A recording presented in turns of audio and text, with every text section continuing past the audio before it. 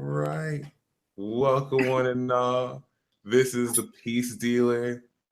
Hi. It's like 10 a.m. over here. I usually just stay in and sleep, but this is special peace talk.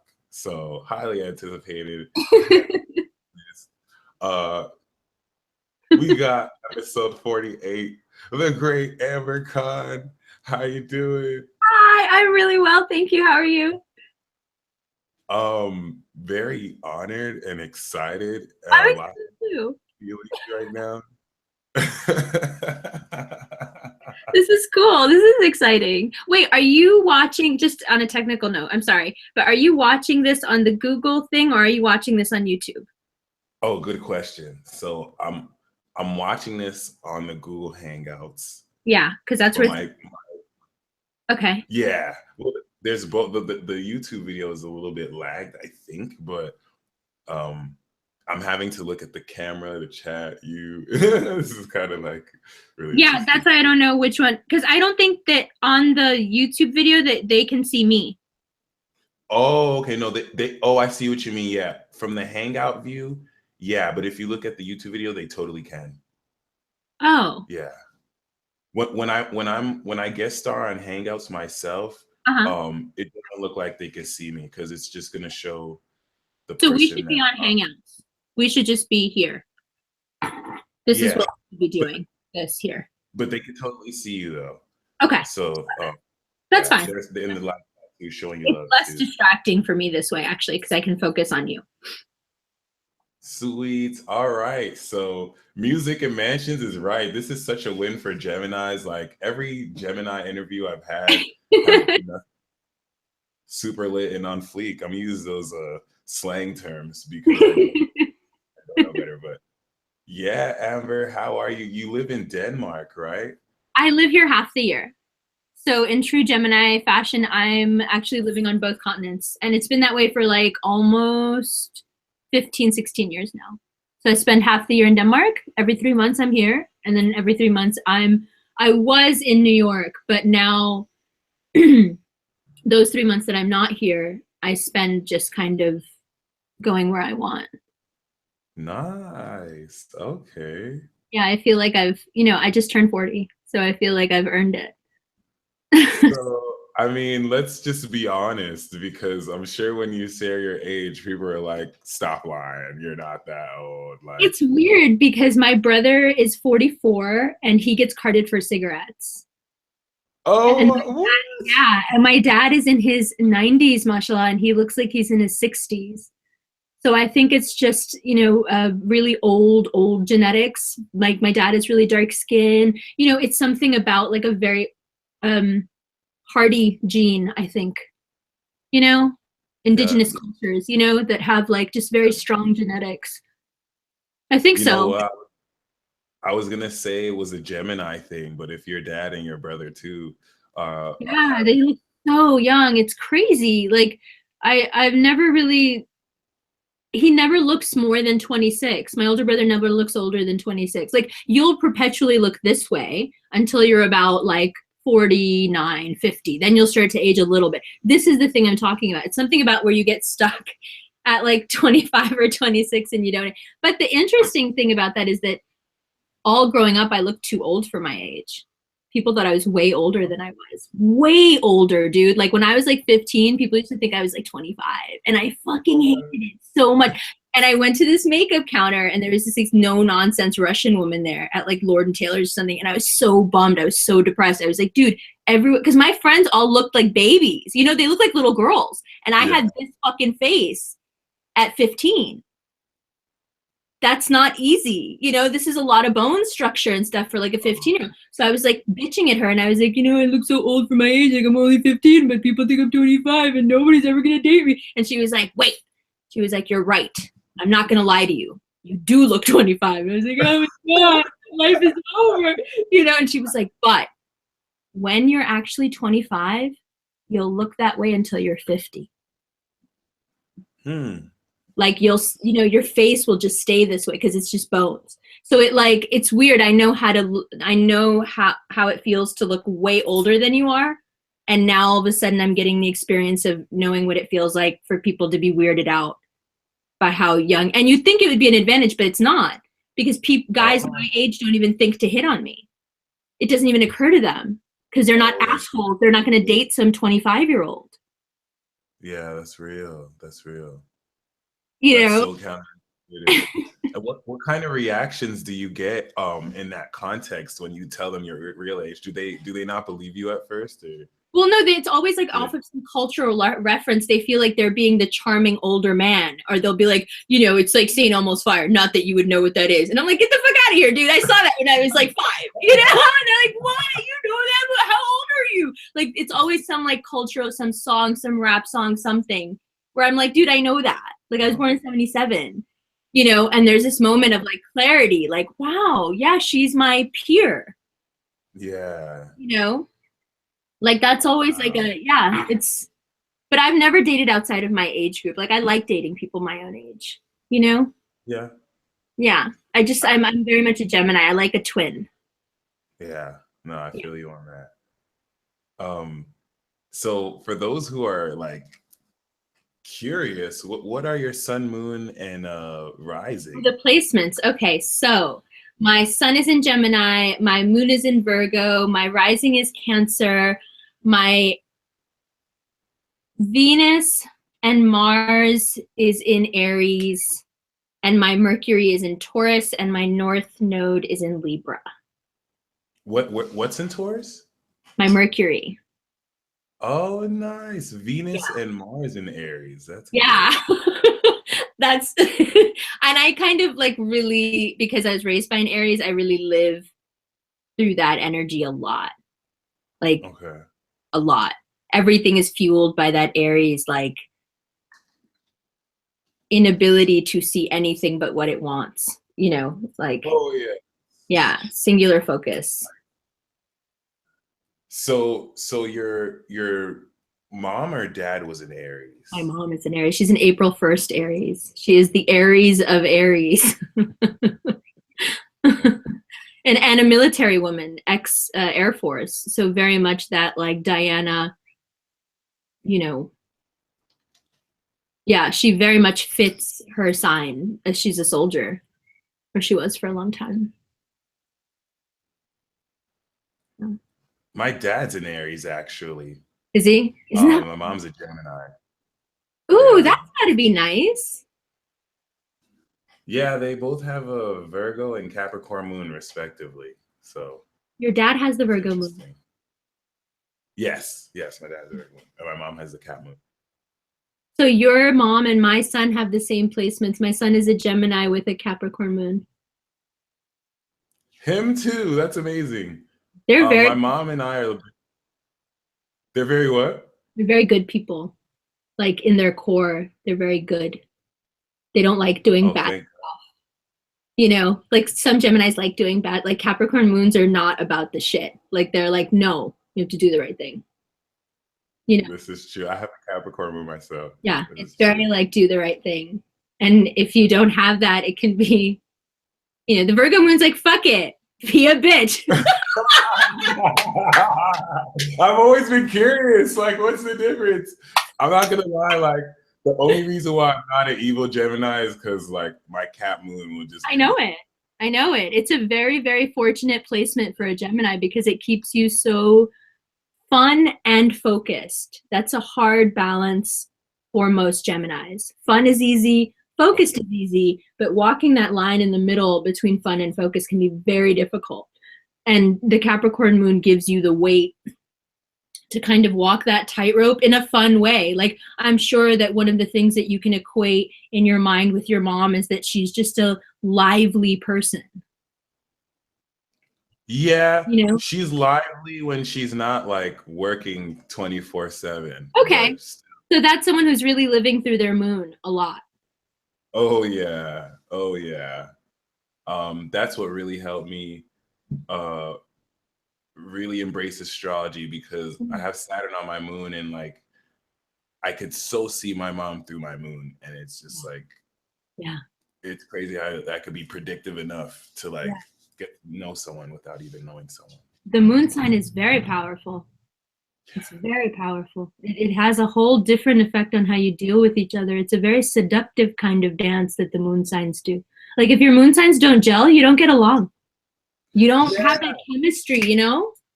It just No, doesn't that's so happen. real. Mm. I felt that was the most important part of compatibility. Like, just like you said, moon signs. Like, if you were reading a chart, and everything wasn't that well, but the moon signs were good, I feel like that would be more strong than a sun sign connection. Yeah, definitely. If it's for like a couple, yeah, for Wow. sure.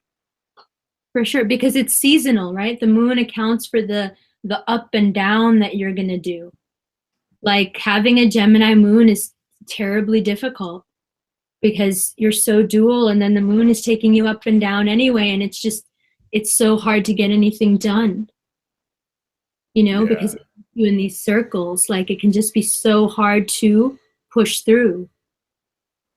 It's like there are certain moons that are very hard to have, very difficult to navigate. Like Pisces moon. Oh, Actually, I yeah. don't. Yeah. Do you find with your Virgo moon you're just as sensitive or aware of stuff? Like, are you really aware of like a lot of details, neurotically so, or just like? So one thing that's always stood out for me is that everything that I've ever picked out for my home in any way always ends up in a movie. Always. It could be the dishes, it could be the napkins, it could be the table, the ashtray, the cabinets, everything, everything, everything. And I think it's because when my mom, the way my mom put it is from a very young age, from when I could walk, I had this ability to walk into any store anywhere in the world and go to the most expensive object in the store and say, now that's nice. Oh, without even knowing the price tag. Without knowing about anything, because we walked into places like in the middle of Europe where I wouldn't have understood the price tags. But Wow. I've just always had that eye of like, this works and none of this does. I think what people do is they get tired of what doesn't work and they compromise. And the Yeah. Virgo moon doesn't compromise. The Virgo in general is like, no, because it's born at that time of year where if you don't piece out the harvest properly, you'll kill everyone. You're the one who has to be able to tell the rot from the good grain. That's your job as a Virgo, right? So if you're bad at discerning, you're going to kill people. You suck. People will starve to death because of you. So it's like very important for the Virgo to not compromise. And the Virgo moon is like, if aesthetically it isn't right, we're not doing it. We're not buying it. We're not, nope, I don't want it. You know, so that can be very difficult, like in terms of picking a partner. Like if a partner isn't perfect, he can go. Yeah, You no, know? I totally can see that. Actually, oh, what was I gonna say as far as oh yes, that's one thing I respect about Virgo moon so well, because I didn't know. Yeah, I guess it's a Virgo thing, but the whole notion of bargaining, like I didn't even know that was a thing. I keep forgetting, and then with you, it's So hard people to like. compromise on their like ideals, you mean, or what?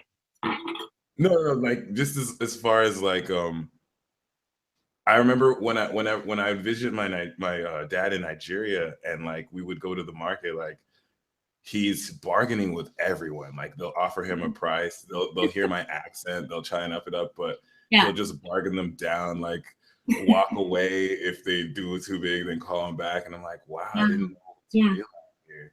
Yeah. Like I know the value of this. Don't try to, you know, dissuade me. Like I know what's what. Yeah. Yeah, I totally get that. Yeah. That's awesome. And I guess being born in 77, you have Saturn in Leo. Yes, I do. What's that like? It's very powerful because I had Nice. a strict military father, and so I know all about the strict father. I'm not in any way innocent to really strict upbringing with very strict routine and like a no bullshit approach to parenting. Like your feelings don't fucking matter. Like do what you're told when you're supposed Yeah. to do it, and it's all good. And then you can do whatever you want. Then it's all you. Okay. But you got, you know, like, and that's what Saturn is like anyway. Saturn is just that very no bullshit. I'm not going to let you get away with anything. But if you do what you're told, look at all this Leo power I'll give you. Oh, wow. You know, like if you play by my rules, then you can have not bullshit power. You can have power that's built on steel. Like Saturn is a foundation anyone would want. You know, I don't know why people are so afraid of it, because I think it's like the way people are afraid of my dad. I never understood why people are afraid of my dad. Like my whole life, I'm like, he's not scary. And people are like, he's terrifying. Not to me.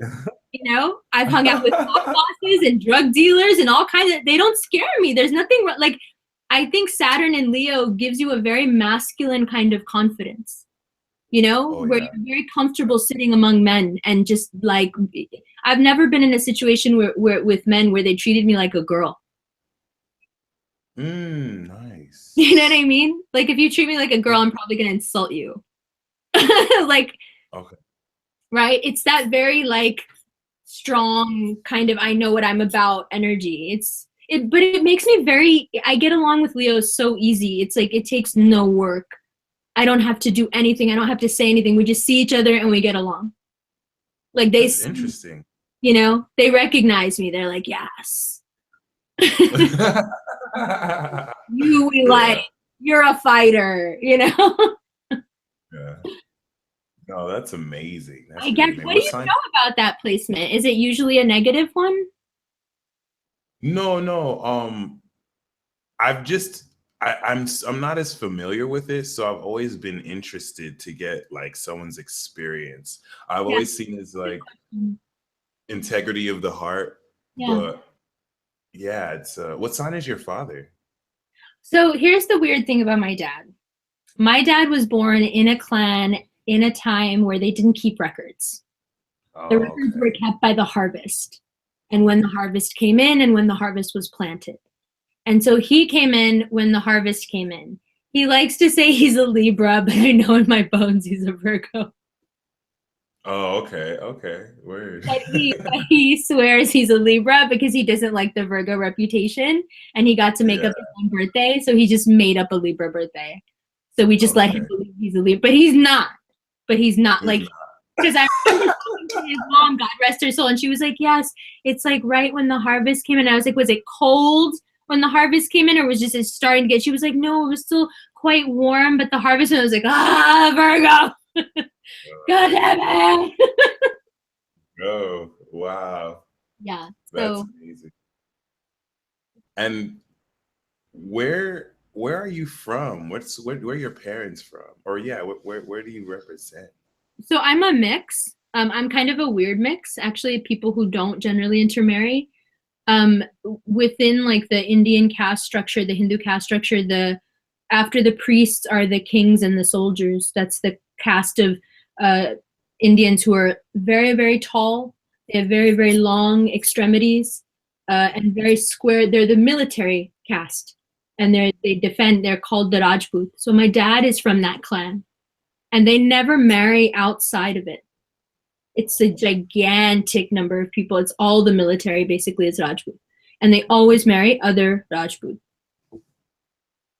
But my mom is from the mountains of Kashmir, where they say Shangri-La is supposed to be, like the highest point, right, up in the Himalayas, where it's like super, super beautiful, and the people kind of look Chinese, and it's like a very crazy, exotic little people. A lot of people don't know this, but that part of the world had more Buddhist sanctuaries and temples per square mile than any place in the world. It was like the most Buddhist place in the world at one time. So she's from there. She's from the mountains of Kashmir. So the mix of this very like North Indian and then this like kind of Himalayan, Euro-Asian, it's very uncommon. Near to like, I've never met someone who was Rajput and Kashmiri. Because Rajput don't marry outside of Rajput, and Kashmiris don't marry outside of Kashmiris because they're very proud of their looks. And so they want to, Kashmiris are very, very light skinned. They have green and blue eyes and blonde hair, and they perpetuate that, a lot. So, yeah. So I'm a mix of two, like, pretty specific groups of people. It's strange. Word. Yeah, you don't fit in anywhere. You're just kind of like, Oh, yeah, you're just like people in Pakistan are like, where are you from? I'm like, I'm from here. oh, word. Okay. The only place in the world that people think I'm from is Brazil. Every Brazilian person I meet is like, hey! And I'm like, I wish I was, because I'd be so happy I would belong somewhere. But Where? Oh, damn. nobody else will claim me. But every Brazilian will claim me and be like, that's a. But they're a mix too, right? They're a mix of like, what are they a mix of? They're a mix of Europeans and indigenous people. Yeah, the Dutch and the Portuguese. And then the Dutch. That's right. Yeah, makes sense. Makes sense. But I'm sorry you're up so early. I can see that you're yawning. I apologize. I don't even know how long this is. I talk. I don't even know, like, how long are your interviews? Oh, that we go at least an hour, so we got. Oh, okay. All right. It's a. Yeah. So I can like. I was trying to hold that back too. Don't worry. Come on, we're Geminis. You don't have to like. I'm gonna smoke a little. Okay? Yeah, that's totally fine. And I actually wanted to talk to you about that because one thing that I really like about following you is how you advocate for, smoking and whatnot. And it's not like you put a sign that says smoke, but you definitely have moderation in what you do. You know what I mean? So like for the person who smokes or is wondering how to balance that, how do you balance that with your spiritual practice? Well, let's start with the astrological stuff. So having a Virgo moon is called the witch's moon. Really? A Virgo moon is called the witch's moon, and if a female has the witch's moon, it's because she's a doctor, a healer, right? As that vocation, like I went to med school, I went to nursing school, and then I went to med school, and none of it worked out for me because it was all about, I'm going to teach you about this disease, so just enough so you know what to prescribe. And that's a really, really strange place to find yourself if you have that moon, because you really want people to heal and get better, and you know what you're learning is how to keep them sick. Yeah. When you could just be telling them simple things like eat this, drink this for 2 weeks and you'll feel better, but you can't. And you have to give them this pill instead that's going to kill their kidneys and their liver. Like it's really, there is a crisis of conscience that happens there, right? Wow, and so what I found through the guy I was married to for 10 years from 18 to 28, he was half Native American and was really, really, really into tobacco and cannabis use, and he believed in it in like his genetics. He was like, yo, this keeps me young, it keeps me healthy, it keeps me like in tune. Like this is a dude who could drop acid and make the flame go up and down when he wanted. Like he was November 22nd, like in tune as a motherfucker, clear-hearted as you can be. That's Sagittarius, right? Well, he was a Scorpio Sag cusp. Okay. Damn. And so so he was just like dope. And he introduced me because I always, growing up in New York City, I was very sheltered, even though I was in New York and I wasn't exposed to much. So when he exposed me to that stuff, I realized like cannabis heals. The reason it's so incredibly illegal is because there's 40 to 50 different illnesses that you can get immediate relief from, whether from mashing it or smoking it or eating or drinking it or putting it, somehow or other, it will help you right away. And it doesn't just heal, it cures. There are things that when there's enough of it in your body, like for example, I was speaking to someone who's just been diagnosed with fibromyalgia. Fibromyalgia is a perfect example of you are sending so many electric pulses down into your nerves from the stress that you're causing from your thoughts, that your energy is going like this, and that energy is traveling in your nerves, and your nerves are getting tired of misfiring, and they get used to it, and then they just start misfiring all the time because they think that's what you want. You keep doing it, right? So this must be what you want, and then it's pain. I don't know why I'm in so much pain. I can't get up. And cannabis goes in, and it's the only thing known to man so far that can regrow nerve cells. Nothing else can regrow nerve except cannabis. Damn. Nothing else will keep you from getting Alzheimer's. Nothing else will keep you from getting Parkinson's. Think about it. Like, it's obviously providing something for the body in terms of regenerative nerve stuff that we've been told all our lives. Nerves can't be regrown. You know, it's outside of our control. No, it's not true. Not true. And you know what? Here's my anecdotal proof. Every person I know who's intensely intelligent, like to the point where you have like a 20-minute conversation with them and you're like, fuck, I just learned 100 new things. Every single one of those people that I know smokes weed all day long. And that's one I want to ask you, because that's really been my dilemma, because it's like a part of me is like, I smoked my last like blunt like last night for like the 80th time. But there's a part of me that's why like, do you keep doing, oh, that's the Cap Moon. Oh my God, I love, my brother's been trying to quit smoking cigarettes for 25 years. It's the most pathetic thing at this, but you guys all do this. Just all the time. Smoke. All the time. Smoke. Just stop trying to quit. You're just making yourself miserable. Just smoke. Amber. There's nothing wrong with it. I just wasn't sure if it was bad to smoke every day, but Dude, clearly not. No. Or you know what? If you feel, you know what you could do? You could get, where do you live? You're in Vegas now. So there is this place where you can get, they'll ship you these capsules, and it's olive oil with just a little bit of THC oil in it, and you take it, and all day long you're just level. It doesn't matter how you take it as long as you get the needed effect. What you're looking for here is to calm your nerves. There's nothing wrong with that.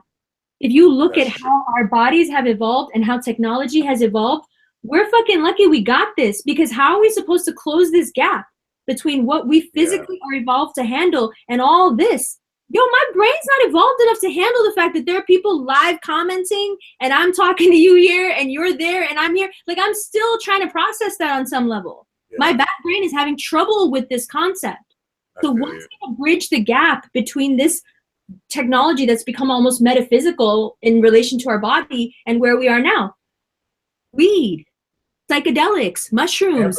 I don't think you know how amazing, because I love shrooms too, but I don't think you know how amazing I needed to hear this, because like it is my Cap Moon. I feel like I need to control some aspect, and then I won't smoke. And it's like, exactly. Why are you not so, like, I feel like it's spiritually good for me to keep it in my system, and it's just moderation. Yeah. I'll probably stop smoking and hit vapes and edibles. Do that. But like, you know, you can just constantly, like, what I like to do is just, well, first of all, it's really, really important to remember that when you're doing this kind of work, you need that, especially because from experience, you know, it clears your energy. You need to get back into your own energy before you can help people. Anytime you interact with someone, like even this right now, you're picking up so much of my energy. So you're going to get off the phone and you're going to be all Virgo moon and not know why. And things will irritate you. Like if you see hair on the floor, so then you're like, you know, and that's not right. So smoking a blunt or just taking a hit off something, like you'll notice during the ramblings, like I'll smoke in the middle of the ramblings because every time I smoke, I switch topic. I go from one thought to another thought, and it helps me clear out because, and this is like the weird thing, maybe I'm never thinking. I never know what I'm going to say before I say it. And I've hid that fact all my life because early in life, people used to say I was dumb because I didn't have an internal dialogue. And so I started hiding it because people would look at how I looked and they'd go, oh, well, that's not a surprise. Oh, damn. Are you saying you have no thoughts in your head, sweetie? Well, that's not a surprise. And I was like, oh, is that what it means to have thoughts in your head? Because I just had no internal dialogue. I have no idea what, like I watch my own videos and I'm like, yo, that's a good point. I should totally fucking do that. I'm not kidding. Because it's not me. It's like, even when I communicate with people, I don't feel like it's me. I feel like I'm just like this, I'm this, you know? I'm all right with that. This is all I am. Whatever it is that's inside me or lives inside and speaks, that thing is always connected. And for some reason, I've never let anything, like I can relate to infants in a way that you would not believe. Like infants love me. Like, because I feel like I'm always just looking. Like, so the way my father puts it is between 0 and 8, you're in the gamma wave state. Your brain runs on gamma waves, which means that you just record everything you see. And he said that I never left it. Like they waited for me to notice the change in me. You know, when a kid grows up, when the eyes narrow a little and world is hardened him a little or her, and then they see everything. And I just kept getting older, just being like, wow. You know, and so I don't think. I'm empty in my head. And I think weed keeps me that way, which I really, really like because I can totally experience everything that's happening. There's no filter that it has to go through to get to me. Like I often talk to Virgos and I feel so much pity because their internal dialogue rages. So harsh, so critical. So hard, you know, and I'm just like, God damn, how do you ever experience life? How do you ever experience fun? You know, fun is supposed to be spontaneous, unplanned. Shit just happens. That's mad funny. Yo, I saw a comment under a picture of Donald Trump that said garbage face. And then underneath it, it said vomit person. I laughed for 30 minutes straight. I couldn't stop laughing at those two insults. I never heard anyone called a garbage face and a vomit person. Vomit person. Oh.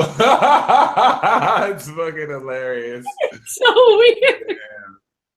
But like simple things. Simple things that just come into your consciousness and you enjoy them.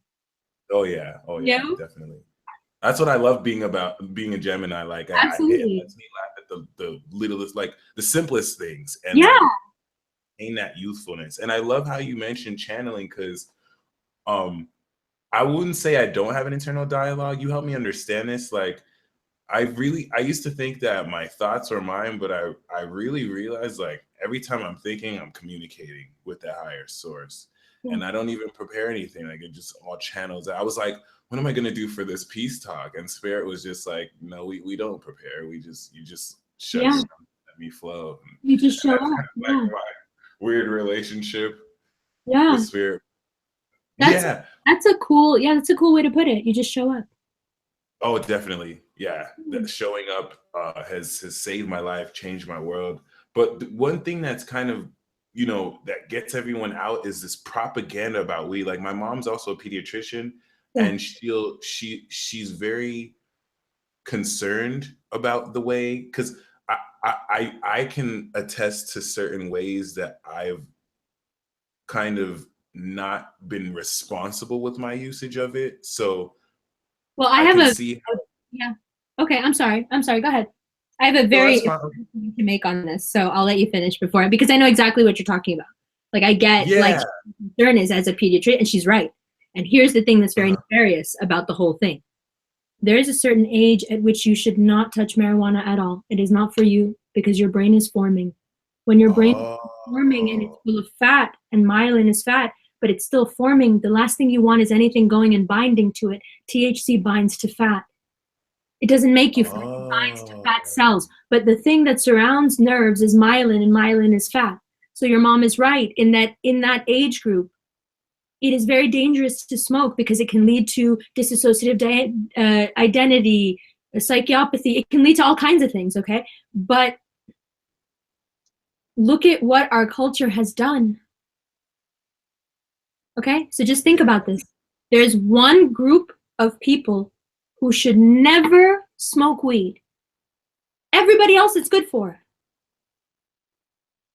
That's the people that every movie, every TV show, every pop culture reference to weed, teenagers. Teenagers smoke weed. You see, it's so nefarious. It's unspokenly marketed to the one group of people who it's really, really bad for. Really bad for. Because once you're out of that stage and your brain is fully formed, it's great for you in any form you want to take it. But until then, what those kids are doing by using it, they're replacing the emotional connections they're supposed to be making. There's something wrong. And it's kind of ironic. I didn't start smoking until after I was a teenager because I've been so sheltered all my life. Yeah, but I didn't start smoking until I was like 27. Oh, wow. Damn. Yeah. That's amazing. Nothing. Yeah, nothing. No. You touched on something that's so important. Like I was actually going to talk to you about this outside, so you segued into it, but I wanted to talk to you about this is going to be a future question, but I have to mention it now, and it's the deliberate like brainwashing of children. I always say that the spiritual war is being fought over our kids, like the Yeah, of youth, course. and it's like the deliberate marketing towards these children to lead them astray and to, Mhm. I mean, I know most of it is corporate interests, but you were right when you said it's nefarious. Like, how have you seen this evolve? It's definitely getting worse now, but Yeah, so there's like a couple of elements to it. One is if you watch that 6-hour documentary, The Corporation, there is a segment within it where they talk to people who work specifically in the advertising to under 1-year-old group. Now think about that. The advertising to the under 1-year-old demographic is in the billions. So we are dealing with a machine that is very, very, very sophisticated. And what do? Because I'm like, what the fuck are they spending billions marketing? How do they market to infants, first of all? How are they doing it? They start to install, step by step, something called the nag factor. Where as soon as the kid walks into the store and it sees that thing, it starts going into a wail, nagging, crying kind of fit. It wants the thing. It primes the infant to be addicted to the thing before they even get it. yeah. Wow, that's profound. I did So that to my mom, Barney. I did it to my mom with a Cabbage Patch Kid, yo. To my dad. My mom was like, fuck you, we're going home. My dad was like, no. You got the I was like, fuck you. Like, hell no, we're not buying an $83 doll. Are you crazy? Yo, but I was like fighting for my life for that doll. And of course, now I can see the commercials. My friends all had it. You know, there was so many, like, if you watch the commercials on TV here in Denmark, there's all sorts of commercials that you can't put on TV here. Because with the lights and the music and everything, it appeals to kids. I have a friend who's a healer who does laughing yoga out in California. This guy named Rishi Singh. And he was saying that he just took a course on self-hypnosis and on hypnosis in general. And he was so troubled by how, after he took the course, in every commercial, he could hear the hypnotism. And I was like, and he was like, come on, Umber, you didn't know that? And I was like, dude, I think I knew it, but I didn't ever put it that, like, that freaked me out when he put it like that. Yeah. You know, like, word, that's exactly what they're doing. And so imagine how easy it is to hypnotize someone who's totally open. Yeah. Really easy. You know, really easy. Scary too. It's really scary. TV, like, there's a reason that so many, all the really, really very wealthy, the very, very wealthy, send their small children to schools where there's no technology. No TVs, no iPads, no cell phone. Why? And they'll teach them how to survive in the wild and all that. Yo, in Denmark here, like, I don't know what the fuck this kid does in school all day long. Like, I have a 10-year-old. He's like out in the woods. What'd you do today? I climbed some trees in the woods. What'd you do today? I went to the beach. They never do any work. I don't know how the fuck they learn shit, but they learn it. And they're all real happy. They're all physically very fit. You know, like, they go outside and they take a 2-kilometer walk no matter what the weather. In the woods. And they have to identify shit. And they have to learn math, science, blah, blah, blah, different language. They're learning 3 languages right now. What? He's 10. Mashallah, he's 10. They're learning 3 different languages. You see what I'm saying? Like, there's a way to teach where you're not just turning them into little consumers. We're not breeding children, we're breeding consumers. No, that's true. Really, really scary. Like, why are there crib sheets with Cinderella on them? Why does your tiny little baby need that put on her? We don't want Cinderella as our, like, Disney has us all fucked up. We don't want to be Cinderella. We don't want to be some girl that gets saved by a guy. That is the definition of a toxic relationship. Like, we don't want crib sheets for that toxic relationship in her crib. Because every symbol has power. There was this guy who was an LSD trip. You know what he saw? He saw every symbol of the world coming out of this font of source, and every one of it had a frequency and a vibration attached to it. That mythos, that thing on the crib sheet, it has an energy, it has a vibration, because everyone in the world knows what Cinderella is. Yes. Everybody knows that story. You know, you have to be really careful what you have around you, because every one of those things is vibrating at a certain energy, and it's messing with your energy. Yeah. That is amazing. That's amazing. I totally agree with the subliminal messaging, flashes hypnotically. I took a little like an official course for conversational hypnosis, as far as like, oh, that's interesting. Yeah, pacing the rhythm of your voice, using your tone to like disarm people. And I didn't realize how much it's like I had to learn this just so I can be like, I can identify it when it's happening. Some people will do it without knowing they're really doing this. Right? Yeah, what do you mean, like used on you? Like, how does it, what do you mean? So one of the techniques that kind of govern, one of the staples of conversational hypnosis borrows on neurolinguistic programming techniques like anchoring. I love NLP. Yeah, okay, okay. Yeah. So one thing that they'll kind of teach you to do is to learn how to like switch like 3 words and keep a conversation going, and just keep on the same rhythm and the tone, so that you can trance them with your voice and you're keeping the conversation going, but using the 3 words over and over again, or what? Yeah, I'm not explaining it too right, but it's not necessarily like 3 words. It's a technique to make you to flow. To flow. There we go. And by the tone that you use, it's not meant to like put them in a trance state, but you're gonna use certain key words that evoke certain emotions that one lets you know what triggers them, but 2, you know, at the basic core, just to really get them in a trance state and to really identify when they're in a trance state, so you know how susceptible they are to things. And when you apply that, of course, to like how this is used so basically in just basic psychological principles, they entrance them. They entrance children. Yeah, and that's the thing that's just like, I mean, do you know what Hollywood is named for? Please tell me you know what Hollywood is named for. No. The Hollywood in Druid culture, right? It was the wand that was waved before the audience to put them in a trance before the show began. The Hollywood. Wow. You learned something all sorts of like, I mean, but look at it. Everything is priming. Everything is to prime us for the next thing. Everything. All the violence. Like, I knew when Pirates of the Caribbean came out that we were going to go into the Middle East, even though that was years before, because they were priming us for looting. We're going to go abroad and we're going to rob. So we're going to make pirates friendly and cute. Who's the most handsome man on earth? Oh, right. Make him a pirate. Pirates were fucking scary and murderers and rapists and looters. And they did all sorts of fucked up shit all over the world.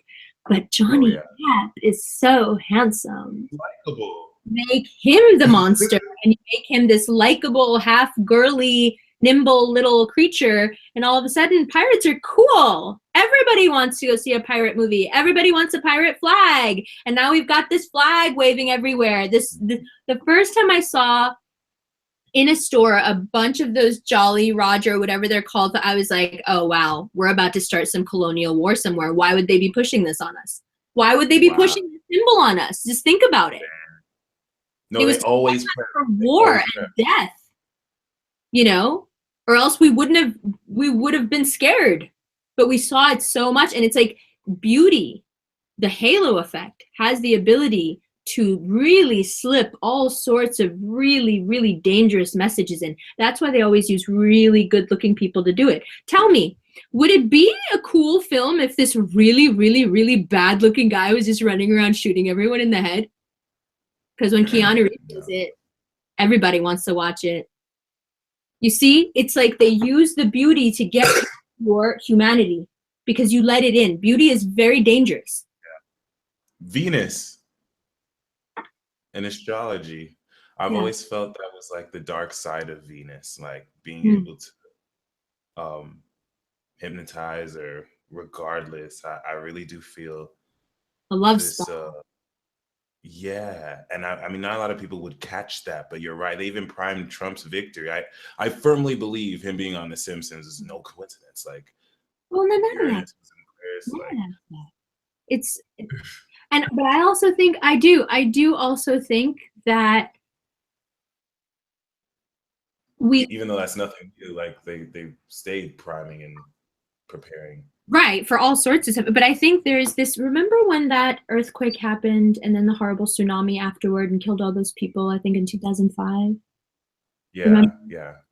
So when that happened, we lost 6 seconds off the atomic clock, and nobody can Damn. account for right, and nobody can account for what happened. Oh shit. Yeah, yeah. And so there is. I firmly believe that we just got switched into a different plane. Like we're not, I can tell you in my bones that I know that this is not the place that I was in 2001. It's You not, think that's it's why just, all those like Mandela effects happened? yeah, I do. Because some of those Mandela effects, like I can't read that Mandela effect stuff because some of that I know happened. Like I know Yes. it. I know it. Like you Yes. can't tell me that You didn't can't happen say because I anything. fucking Yes. saw that shit. Like I remember, you can't, like, there are very specific things about that thing that really, you know what I mean? So I know it. I know that there is this somehow this we got I don't know what happened, but like dimensionally something is different. And I do think the Mandela, but also the other things. There's constant UFO traffic now, just constant all the time. All these governments all over the world who just came out and said, yes, it's true. We're sorry. We can't hide it anymore. Like, it's like, talk to anyone from Australia. And they're like, yeah, dude, if you're stupid, you think UFOs aren't real. Like, they're very real. They're around. There's all these things that have just increased. And I don't think UFOs are actually from space. Not at all. I think Ooh, all travel is interdimensional. This yeah. idea we have of like out there is so childish. Space just goes on forever. No, it's dimensions go on forever. Dimensions are like a Russian doll. They're Wow. encased on top of each other. So you can jump between them, sure. And you take crafts, cool. You're taking crafts between dimensions, awesome. Are you flying like thousands of miles into the dark? No, you're not. It's stupid. It's stupid. Like, if you understand shamanic practice, if you look at shamans all throughout time, through the archaic shaman period to now, shamans have exactly the same experience that UFO abductees claim to have. The exact same one, with the same people who look the same way, who do the same things to them, who drive the same craft. And shamans knew that they were going into another dimension. They knew they weren't being visited. You know what visitations, UFO visitations are? They're spontaneous shamanizing. Some people have it in their genetics to be shamans and they never use it, but they come up against some stress or something and it triggers it. And then all of a sudden they have this visitation and then they keep having them. Right? That's easy. That makes so much sense. Sorry, too. I go off on like tangents about shit. You have to like. No, thank you. This is everything I love about being a Gemini. Yeah, I knew this call would be amazing, but sheesh Louise, this is just like super. Wait, are we looking at questions? Because I have like 20 minutes. You have 20 minutes? Oh, okay. I was ready to talk with you for so much longer. So Amber got the great idea to answer questions for y'all in the live chat. No. We're gonna answer questions in a bit. I never got to ask you the first question because we just got so deep into this, but Tell me. what got you on your spiritual path? What is the quietest revolution, and like how did you start doing what you do? So when I was in high school, I went to this like, I got a scholarship to this like really prestigious high school that I had no business going to. But where they film Gossip Girl, like this like super, super, super ritzy high school. And I would always charm all my teachers and get out of everything. And I had this demonstrative speech class. Yeah. And I went to the professor like the day, and I was like, yo, dude, sorry, but I can't because, and he was like, you know what, Amber, I always let you go. Bless you. But this time I'm going to fail you. In 20 minutes, you better have a demonstrative speech or I'm going to fail you. And I was like, fuck. And I went to my friends and I was like, dude, what the fuck am I going to do? Like, this sucks. Like, I don't have any. And demonstrative speech, you have to teach people how to do something. And so my friend Wanda, Puerto Rican girl, she was like, yo, I got these cards. They got instructions in the back. And I was like, oh, okay. And I took out the instruction booklet and I looked at it for a second and I said, do this, do this, do this. This means this, this means. I was like, okay, I have a very good memory. So I was like, okay, all right, okay, well, let's do it. I'll teach how to read tarot cards. Wow. I get up there and I do it. And my teacher's being a dick. My teacher goes, no, that's not you showing us how to read tarot cards. That's just you like laying it out. Read for somebody. And I was like, fuck. Like, you called me out, you know? Like, it's supposed to be something you know how to do. You can't just randomly pick some shit and like pretend it, you know, he was like making a point. So Wanda, the girl whose cards, I was like, come on, Wanda, like be my, you know, because I was like, whatever I say, just say yeah. You know, that's my girl. So I was like, come on, Wanda, you come and sit here. So I read, you know, I shuffled the cards, a bunch fell out. I put them in front of me and I looked at them and I was like, are you leaving school because your dad lost his job? She never forgave me. For the rest of the 3 years, she thought that our friend Jamila had told me something like that she had told her in confidence. But I didn't know. No one had told me anything. Damn. That's just, I looked at the cards and that's what I saw. But that's not what I saw, what I felt. What I felt. And I was like, you're so sad about it and you're getting mad at him, but it's not his fault. Like, you don't realize, like, he has no money. Like, he has to do this and this and he's not telling you guys. And all of it was true. First time, though. First time. Damn. I was just like, you know, and then I told my mom, and my mom was like, all your life, like, even when you were like really little, people would come and sit with you and like tell you about stuff. And I remember that all my life, people would just come sit down next to me and start telling me their problems. And I was always like, and I would get in the car and I would have mad juice to tell my parents. I'd be like, yo, you'll not believe she told me this, that, you know, because I was a kid and I was like, auntie and uncle are having an affair. Like, this piece of, because people would just tell me everything. And so, like, I think it was just something that like naturally turned into, like, I often say the cards are an excuse. I don't need the cards, to be perfectly honest. I can just talk to you for 5 minutes and I know, I feel it. Whatever you're feeling, I feel it. But because it's not mine, I can articulate it. When it's your own, it's so close, you know? Like, you can't tell what if it, but for me, when I feel it, I'm like, oh, okay, that's rejection. Or that's abandonment. Or that's fear. It's very obvious right away, right? Like what that person is. But when I looked at the cards for her, it was like I could see her feelings about stuff that I wasn't picking up on from her. But since then, I've honed the ability so much and I've read for so many people that to like at this point when the cards come up, like internally, I kind of laugh because I already know. Yeah. Like, you know what I mean?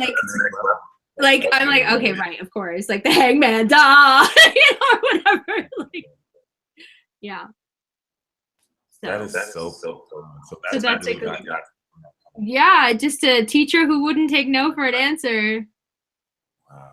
Shout out Mr. Elton. Shout out Mr. Elton for starting me on my journey. And that's what I appreciate about your channel. You definitely talk about I hate to be vague, but the real relevant issues. Like you don't use the spirituality to sugarcoat or definitely like go over the light issues. You're not afraid to bring up stuff other people are afraid to lose followers over. And you know what? I think that's that Taurus and Mercury. I'll always be grateful for it because Taurus is real. Taurus is not fucking with you. Taurus is real. It's like, you don't like it? Fuck you. That's the truth. You don't like it? Fuck you. Sorry. I'm not going to stop telling you the truth because you got hurt because I have horns. If you know I have horns, get the fuck out of my way because I'm just going to go where I'm going. Sorry. Like I have no compromise when it comes to telling people the truth. People are like, but can't you, like I've had people like one or two throughout the years who've been like, your reading was so harsh. I hated it. And I'm like I have no remorse. I have no remorse. Like when, like this recent thing where Virgos were like, she's so mean, she's so negative. Yeah. Yeah, I'm a mirror. I'm a Gemini. All I do is mirror what you're doing. If you don't like what you see in me, it's because you're doing some shit that bothers you. All I am as a Gemini is a mirror. And as a Cancer, I'm a very clean mirror. You're going to see exactly what you're like. And most people, when they see exactly what they're like, they don't like it. They don't like it. See, I was talking about that before. Y'all thought I was just, making excuses for Geminis. We really mirrors. We're really mirrors. It is what it is. Like, I think people should be really grateful to have us in their lives because nobody else wants to tell you the truth. They're too scared. No one else wants to tell the truth. And it's like, they're too worried about being popular. You know, like you said, losing followers. I'm not fucking worried about losing followers. I'm a fucking superstar. I was born a fucking superstar. I'm not worried about followers or subscribers. I never have been. That doesn't define me as who I am. You know, like, and I don't even, this is the thing, I don't want people sticking around that aren't with me on this journey. You need to unsubscribe. You need to go. You don't belong here. Go find someone that reads the way you like or does what you like or lies to you when you want it. Good. But right here, we're not trying to make people feel good. We're trying to elevate people. There's a big fucking difference. Elevation is not easy. It's not fun. It's ugly. It's hard. You know, like, you got to work for it. And you need someone who's going to look you in your face and be like, right now, you're being fucked up. Yes. The thing that you do, this shit is fucked up. You shouldn't do this. Yeah. Like, same here. I always acknowledge that. Like, I always appreciate the ones who aren't afraid to, like, tell me the truth, put me back on my ass, you know. I'm so sad that we have to end this really soon before we get to the questions. 20 minutes. That's not really soon. I have until 8:30. Okay, thank God. I'm I can go a whole other hour. Like, no, we have 27 minutes, actually. We have 27 minutes. So, okay, 27 minutes. We could play a small game real quick before we get to the question. So people in the live chat, definitely save your questions. Amber's going to be looking at the live chat too. But Amber is looking. Okay, I'm going to do it right now. So this game is relatively simple. Could you hear me? Am I choppy? You're fine. No, you were choppy before, but you're fine now. Don't worry. Okay, so does the camera this game it just switches, right? Between you and me. Okay, that's funny. I didn't know that's how. So this is a questions game where we'll take turns asking each other's questions. Shout out to my friend Rupak. She had said that watching us too is like seeing The Simpsons cross over to Family Guy. So I thought that was funny. That's kind of awesome, but who's though? I want to know. Right? Who? She didn't say who. That's a good question. I mean, I'm over for sure. So I guess I get to be The Simpsons. I guess. I do feel a bit like Homer, but it is a bit. So yeah, this game we take turns asking each other's questions. You'll go first, so you'll ask me a question about anything. I'll answer. Then I'll ask. You answer. Then you ask. I'll answer until we go 3 rounds. Got it. Is it like fast questions or what? How does it work? Is it like speedy? It doesn't have speeding? To be fast. It doesn't have to be speed questions, especially since we have like competitive. Okay. Yeah, I love it. It's awesome. Is this a win-lose game? Or is it a fun game? I need to know what I'm like getting ready for. I had a peace talk with Amber and we did this competition with tarot. If you have your cards, we can. And she whooped my ass. So I've kind of shot away from games now, right? We're doing questions. Questions. Okay, go. Is it you're asking first or I'm asking first? You ask first. Okay. And I can ask anything? Anything. I'm in the hot seat. Interesting. What's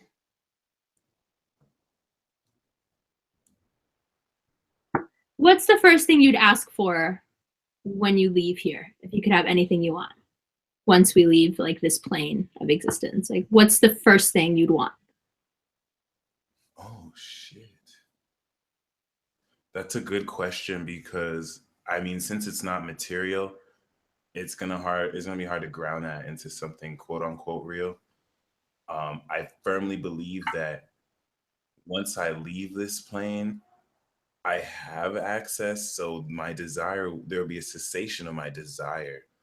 You won't want Not that I honestly don't think I would. I feel like once I leave, I'll realize I'm whole, but that's a cop out. So what I would want is like uh this like, oh, this is very childish. I would want like all the greatest foods ever in the world to just be mixed in some kind of pill that somehow miraculously tasted good, and then like I could eat that mug forever and just like, oh my gosh, mouthgasm eternally. That's what you want. That's the first thing you would want. That's awesome. I respect that. Not world peace, not like health for my friends and fam. No, Like, no, I didn't even think that. That's not even. I mean, I meant something for you. You answered it like the way I meant it. Yeah, I oh, didn't mean sweet, for other sweet. people. Yeah, no. No, it sucks. Like, I don't. I feel like I would want to know. I really do want to like unlock my soul, because a part of me still thinks I'm a manga anime character. I still have that feeling. So I would want that kind of backstory. But Yeah. my question for you is what do you feel about this development of psychic power? Like, we're really integrating it in our society with the show. I mean, ever since Sabrina the Teenage Witch, Mhm. that every generation has incorporated, but now so more than ever with advent technology. Mhm. How do you feel this is socially helping us accept our gifts spiritually? And outside of the shows, like, how do you feel we're evolving with opening up our gifts, like psychic abilities and whatnot? It depends. It depends on how we're living. It depends on what we're eating and what kind of chemicals we're letting into our skin. We've got to get away from this idea that the skin is kind of, this passive organ. Your skin is responsible for most of what you're feeling and most of what you're manifesting in your life. Your skin is made from the same cells as your neural system. Damn. Yeah, it's from the same stem cells that make your nerves. So the things we put on our skin have a direct result on how our chakras spin. And how our chakras spin is what determines how open to psychic ability we are. And so Oh, if you're wow. using a ton of chemicals on your skin, if you're using anything on your skin that you wouldn't eat, you are messing up, because hormonally you're being messed with. So is there a rise in psychic ability? Sure, because there's been a rise in very clean eating. Very, Oh, very clean nice. eating. People have gotten more and more away from, and if you look at cultures like the Hunza culture, like if you go into North Pakistan, the people who live for a really long time, they have a very pure diet. You know, it's about controlling your physical to unlock your mind. That's why yoga is so important. It's this idea that you don't have to pay attention to the physical and you can just kind of use your mind to ascend. It's not possible. Remember, even Buddha had to sit with his spine straight. Even Yeah. he couldn't get away with not doing the physical. You have to take care of your body. And the way we're taught to take care of our body is to poison it. And the more we Yeah. do that, Cat.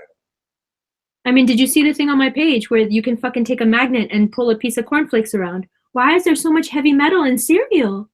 Yo, I grew up eating cereal every fucking day. It wasn't until I went to someone who looked at my tongue, a Chinese doctor, and he was like, why is the part of your tongue blue? How much heavy metal do you have in your body? And I was like, I don't know, from what? Like, I didn't even know. I never made the connection. Like, what was, it's from fucking cereal. Because that's what I That's ate every morning all my life. that's very fucked up. You know, so it's like, so all of us have the ability to have these chakras spin and have the ability to see and perceive more than just this, but you have to be clean Yeah. first, you know? So Yeah. wherever that's springing up as a lifestyle, you see a lot of clairvoyant ability, a lot. Like, it's not a coincidence that so many, Hmm. you know, Hindus and Tibetans are vegetarians. Like, there's a reason, because their cultures are more focused on attention to the metaphysical. And so to do that Yeah. kind of work, you can't eat meat, you know? Although I do, That's real. you know, I eat meat. I eat birds. I don't have a problem eating birds. My father says I look like a fox and I act like a fox. I have no problem eating birds. What Like kind of birds? Not chicken, like. turkey, like Okay. no problem. Like I feel nothing. But I can't eat anything from the sea because they all look like relatives. I can't. It makes me sick to my stomach when I watch people eat seafood. It makes me like That's physically super. sick. That's super deep. Like maybe you're a They don't mermaid. look like food. They don't. I don't know how anyone looks at a lobster and thinks it's food. Like that, if you saw that in your living room floor crawling around like the giant lobsters that people, if you saw that in your corner, like by your bed, would your first instinct be, ooh, I should eat that? I should hunt that, eat it? No, it wouldn't.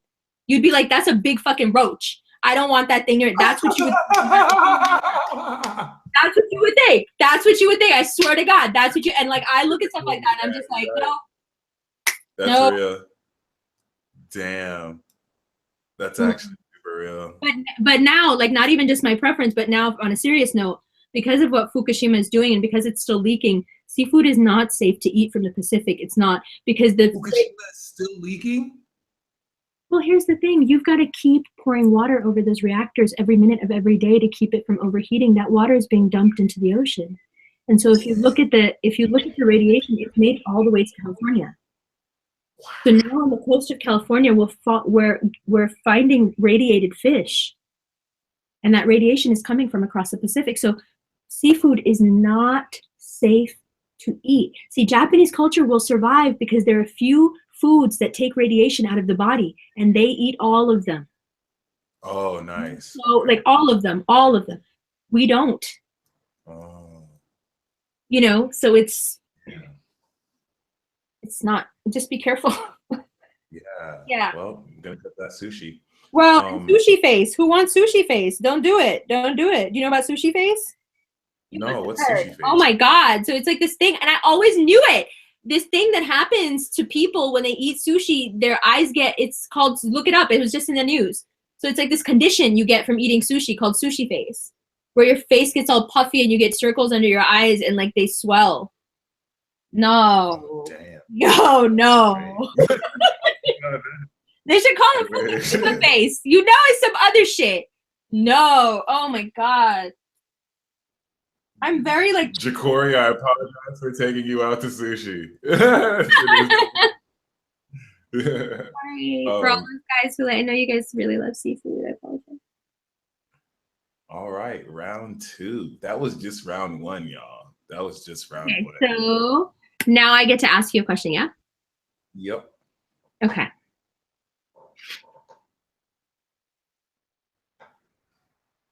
Have you ever astral traveled?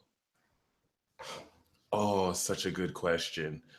My Capricorn, I have Capricorn with Uranus and Neptune in the 8th, Venus in the 12th, and Taurus. So that Earth energy makes it really hard for me to like leave my body, and it's teaching me like to discipline myself. Because one thing I won't do is sit down, meditate, and like actually do the work to like do it. I just want it to happen instantly. So that's kind of like the disconnect. I had tried like spontaneously, like where you just like it just happened, like you were somewhere and you knew you were there when you woke up, like you knew you had been somewhere and you had spoken to someone, and it was very clear. Gangster. That's really gangster. And okay, that makes me look at Virgo moon way different now. That makes so much sense too. That's the only energy I'm missing. I feel like if I had that, it would be a totally different story, obviously. But yeah, like I had tried to induce it once when I first learned about it. I was in Kansas. I was living with my Aquarius uncle and my Pisces aunt, and I was like 16. So I had woken up an hour early, and I just closed my eyes. My body was still a little bit rested from the sleep last night, and I just let my body go to sleep while my mind was awake. And then all of a sudden, like everything started shaking, and I was hearing voices. And it tripped me out because it's like, how am I hearing all these voices like someone's with me? And then I didn't really leave. I almost left, but I didn't. And then ever since then, for some reason, I never try and practice that again. I wasn't afraid or anything. I just never practiced it again. Like I think it kind of freaks you out, like on a fundamental level. Like, no, that doesn't feel right. I don't need to be.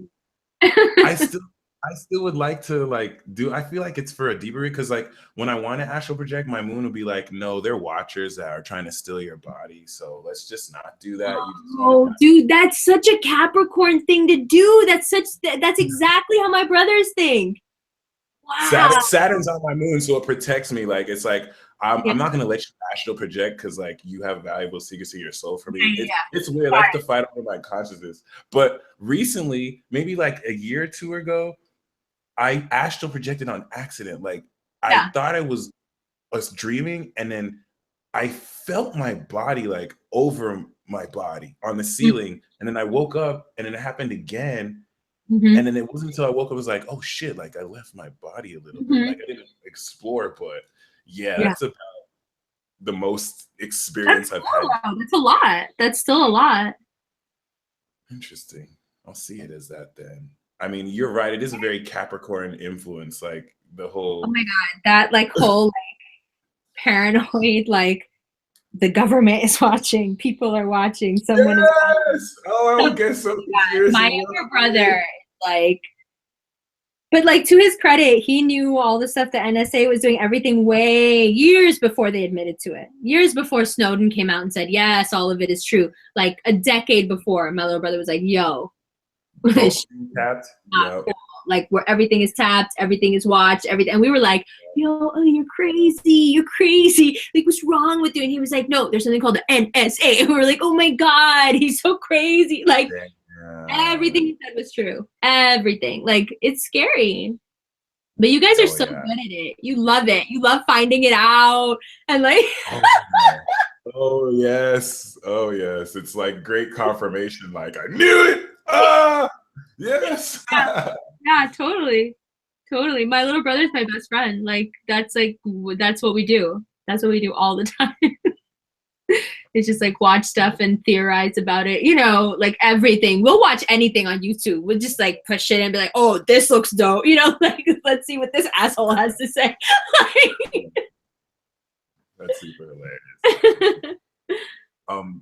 Great question though, because I feel like now that Saturn just wants to wait till I get my Saturn return, and I have to astral project because like one thing I've been dealing with are all these freaking, I don't know if some of y'all are watching, but and this is where I get a paranoid to another level. Like I really do believe they're astral projected spies that like spy on people, and some spy on me because they're just psychically proficient. And it's like, I can sense your presence. Don't think just because I'm acting like my third eye. Okay, I was actually time. But my question for you is the awareness of exorcisms.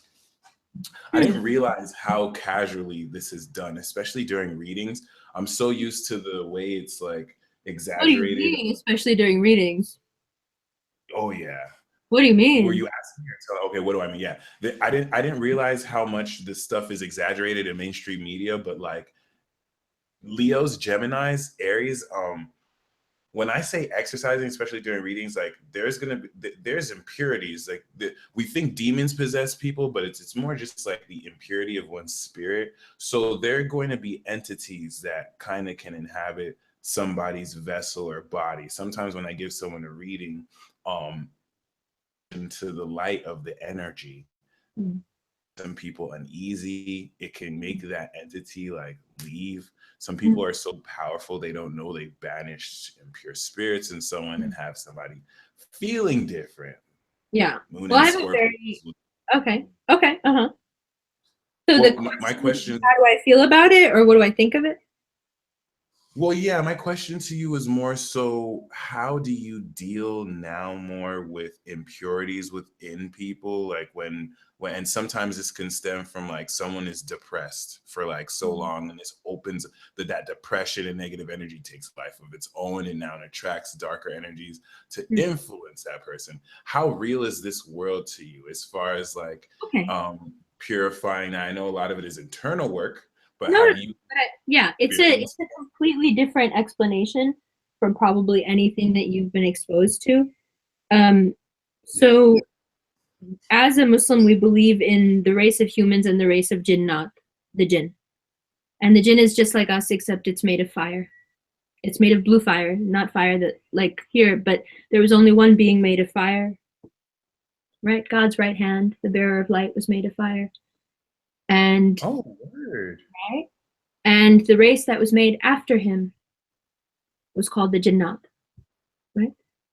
So there are humans in this world, and then there are beings that can travel between this dimension and the next one above, so they can't be seen. They can hide if they want. Ooh. And those are them. And we all live here together. And there are good ones and bad ones, just like there are good humans and bad humans. Facts. There are religious ones and secular ones. There are ones that have children and ones that love to travel. Except they have a flaw, in that they have the same flaw as the person they were modeled after, which is that they are jealous of us. Oh my gosh, what is it with the jealousy? So this is real. I wasn't sure if that was an idea, but they are jealous. You're talking about over 1 billion people in the world who live with this and know this.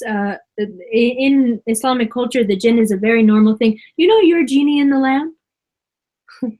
That's a jinn. A genie is a jinn. If you are very, very devotional and very, very clear, the jinn come to you. They like you. Oh. They love hair. They're obsessed with it. They love beauty. They love doing things for you. They love bringing you things. They love falling in love with you. They're the 3 wishes, the genie in the lamp, that's when they attach themselves to you and they want to do things for you. Oh. Now, if something attaches itself to you, you have options. You can be completely unaware of it and it is a possession. You can be completely aware of it and throw it away and say, I don't want this, go away. And that, I guess, could be a self-exorcism. Or you are so taken over by it that it starts to make you physically fall apart. In which case, I'm sure your family or someone else calls someone to exorcise you. Right? Wow. So it's about how you, and they can appear in human form. They often do. You can always tell them apart from humans. It's very easy. They just don't blink as much as they should because they don't need to, and so they forget. So jinns are not angels? No, they're just another race of beings. They're just made of something more interdimensional than we are, instead of clay. Okay. Wow. And they do take human form. That makes a lot of sense. That's interesting. They do take human form, and they like to seduce humans as well. So wherever you see this idea of eros and evil put together, sex and evil, it comes from this constant, breeding, interbreeding between the jinnat and humans because they fall in love with each other, and right? So this sort of thing. There's probably a couple of people that you and I both know that do a very bad job of acting human. And if I pointed them out, oh, yeah. if I pointed it out, you'd be like, oh, right, that person's really not human at all. Is he? Yeah. No.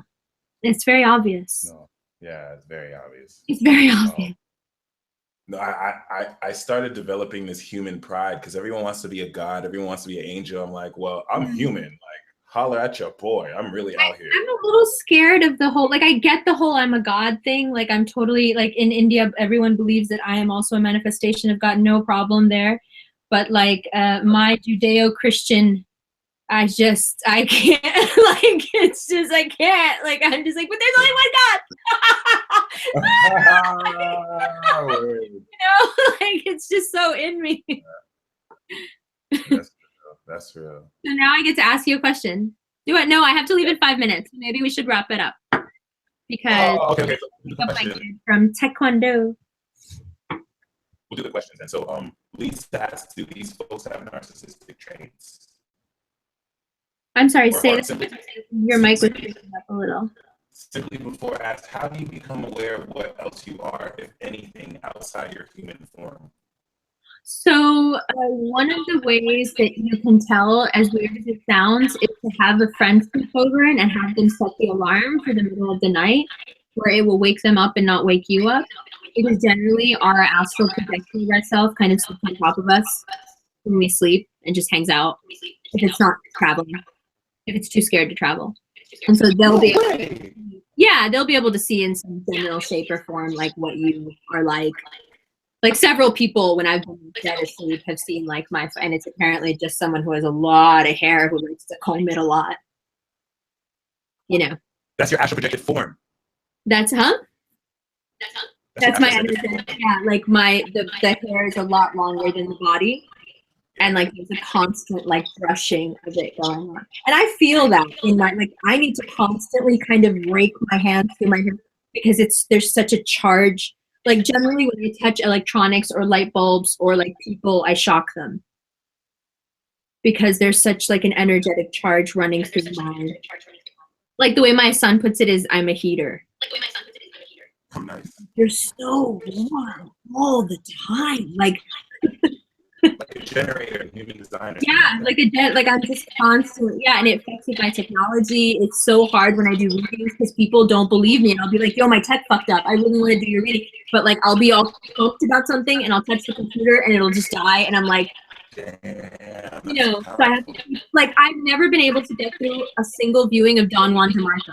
Never. The cable will fuck up, the TV will fuck up, the computer will fuck up because that movie, you know, it does it for me.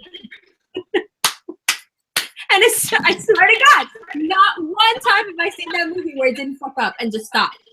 Because like my mind starts to, when he starts talking in that accent and everything is going on, like there's something that happens and all the electronics around me kind of go. I have to keep very, you know. I got 2 more questions. Carmen asked, what degree is your Virgo? Oh, I don't know offhand, actually. I'll look it up and like put it in the comments or something. I really don't know. I have it, but I don't know. All right, so I guess to close, hopefully we can do another video because this is just like way more profound than I think any of us expected. So yeah, this was fun. I like this. I love it. I mean, I said I have a low-key crush. I'm in love right now. This is amazing. You have exceeded all my expectations, so I'm just like. That's like awesome. Thank you. Thank you. This was super fun. I would love to do this again. You just let me know when. Yeah, for sure. Do you have to close? Do you have any final advice for anyone walking this path or anyone who's, you know? Yeah, sure, for sure. I think the most important thing, you have some feedback on your end. Maybe you want to mute your voice. Yeah, I'll use this microphone. Yeah. How's it now? It's good. It's good. I can't hear myself echoing back. So the most important thing, if you're on a path because of suffering or because somebody hurt you or somehow you were left alone and you find yourself in the space where you start looking inward, usually because of some sort of trauma or pain. If you're on this path now where you're going inward, the thing that you have to remember is that everything is designed to pull you off this path. Everything that you see and everywhere that you go and everyone you interact with is meant to not take this inner journey. And it's not easy to repel everything, go internal. But if you do, what you gain, and then it will make sense why everything tries to keep you from it. Because once you take that journey, this all bends to your will. So of course it doesn't want you to get there because then you will have control over it. And so you have to stay the course when stupid people and the person who hurt you comes back, or the heartbreak or the addiction or whatever it is. You have to be able to focus in on the fact that it is all being meant to keep you from your power. Because when you go internal, you will gain the power, literally, I'm not talking figuratively, of being able to mold this reality as you want it, as you most want it. So it's worth the isolation. It's worth the misunderstanding. It's worth it if people think you're weird. It's worth it if people think you're demonic. Fuck them. They don't know what you know. They don't know what you feel. You've got to go with that no matter what, because your instincts are never wrong. Mm. Amen. Learn how to tell the difference between your paranoia and instincts. Paranoia is loud and constant. Your instinct is quiet and it says it once. It's very proud. Your instinct's like, I'm not gonna fucking repeat myself. I already told you, don't do that. Your ego, your paranoia is like, oh my God, she's cheating. Oh my God, she's cheating. It's just loops. Your instinct doesn't loop. Your instinct tells you something once and then it's quiet and it waits for you to do the right thing. Listen to your instincts and just keep going. When your instinct tells you this person's not right, they're going to take you off your back. Listen, leave that person alone and keep going. And just in a few weeks, in a few months, you'll see that you make so much telescopic progress that you can be very happy very quickly. Well, Aries way of putting it. I have Mars and Aries too. That's why I really love the instinct comment. So I'm sad because we have to end this. This is one of my favorite talks. I'm so glad.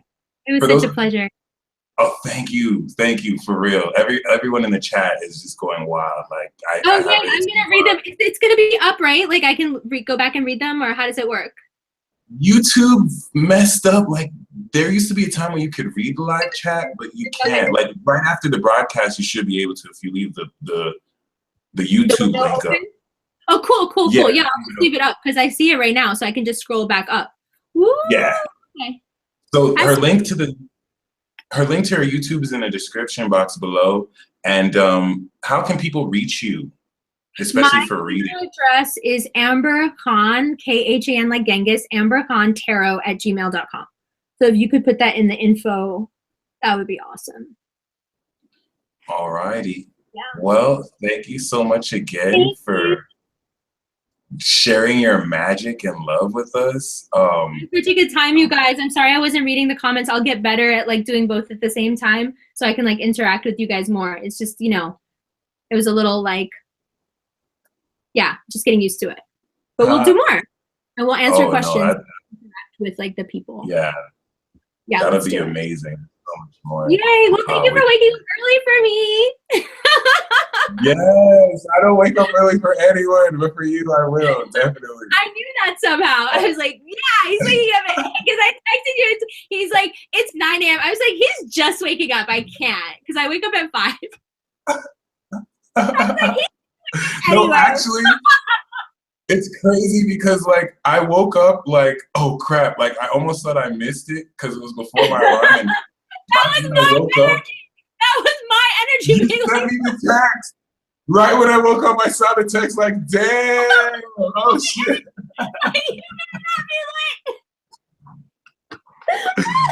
I literally felt like I was shaking up like, whoa. That's how I am. No regard for personal space. Nothing but magical, yo. And until next time. Yes, thank you so much. Have a good day. Bye, you guys.